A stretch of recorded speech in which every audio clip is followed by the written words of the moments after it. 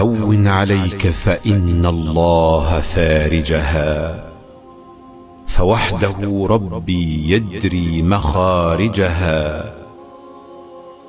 وافرح لها إن اشتدت، فشدتها علامة من الله إيذانا بفرجتها.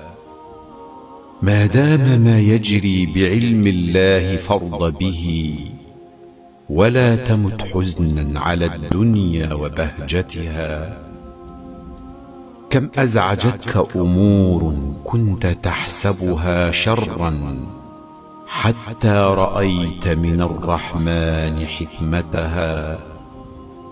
فوض له الأمر في كل الشؤون، تجد للصدر شرحا وللنفس سكينتها.